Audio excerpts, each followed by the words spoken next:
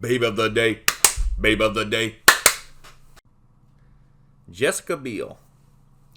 I like Jessica Biel a lot. She's a great, attractive actress who has had some strong successes. I think she's one of the better actresses to come out in the 2000s decade, although she had been around for a while before that.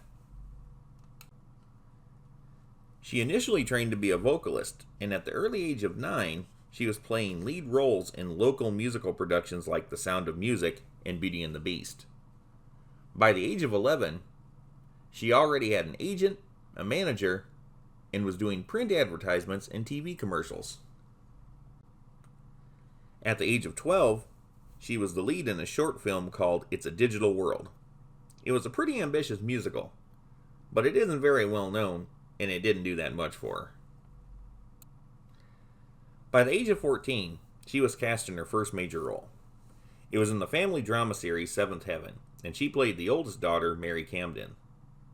This was a successful series on the WB network, and aired for a total of 11 seasons from 1996 to 2007. Jessica was in the series through 2003, then came back in 2006. But why did she ever leave such a successful series in the first place? It was because Jessica was becoming more successful in movies. In 1997, she had a supporting part in a drama called Yuli's Gold that kind of flew under the radar.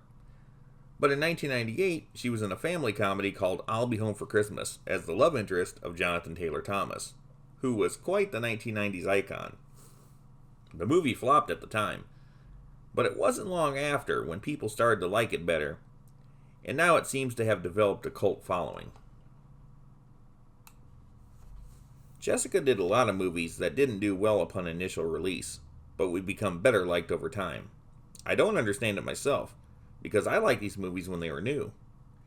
Public opinion is weird, and people are fickle, but she did a good job in every one of them. After big roles in Summer Catch from 2001 and The Rules of Attraction in 2002, it became clear that Jessica was just doing movies now. That was going to be her thing. In 2003, she had the leading role in the remake of the Texas Chainsaw Massacre. This was her first major leading role, and the movie was a major hit. It started a trend of horror movie remakes, with some being more successful than others. To be truthful, as of 2024, the trend is still going strong. She then had a supporting role in the successful thriller Cellular in 2004.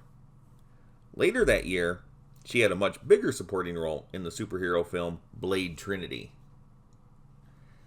I thought Blade Trinity was cool. It was the third in the series and a box office hit, but was immediately hit with critical backlash. That and the fact that its star, Wesley Snipes, wasn't enthused with the movie ended up killing the series dead. After 3 movies, we finally got to see Blade team up with the Night Stalkers, his team in the comics. Jessica played Abigail Whistler, one of the top Night Stalkers. She was a cool personality. Abigail didn't get overly excited about anything, and all things considered, was pretty level-headed. This is hard to do when you're fighting vampires and, ultimately, Dracula. After this was the movie Stealth in 2005. It was an action movie science fiction hybrid. Now this movie did bomb in theaters, but I don't know why. I thought it was an interesting concept filled with neat action sequences. Jessica was good in this movie, and it had a good cast including the movie's other leads, Josh Lucas and Jamie Foxx. People still like to tear this movie apart, but a lot of people like it too. If it didn't have an audience, it wouldn't be so easy to find on home media or the internet. It certainly isn't a rare movie. One thing that's clear by this point is that Jessica Biel was very good at playing cool, competent heroines. Jessica kept quite busy after Stealth, either starring in or playing supporting roles in 6 more movies through 2007. Some of these did better than others, but her last movie in 2007 did the best out of this group of films. She was the love interest of Adam Sandler in the comedy I Now Pronounce You Chuck and Larry. The movie was a financial success, but like most Adam Sandler movies, it got torn up by the critics. It's unfortunate that Jessica Biel never got into a movie that most people across the board just love. She deserves to be in a mega successful crowd pleaser. After 3 more movies that weren't too well noticed, Jessica had her next hit in 2009 with the CGI animated film Planet 51. The movie was successful, but seems to have been quickly forgotten. Her next movie was the romantic comedy Valentine's Day in 2010. It featured a very large ensemble cast, including the other famous Jessica at the time, Jessica Alba.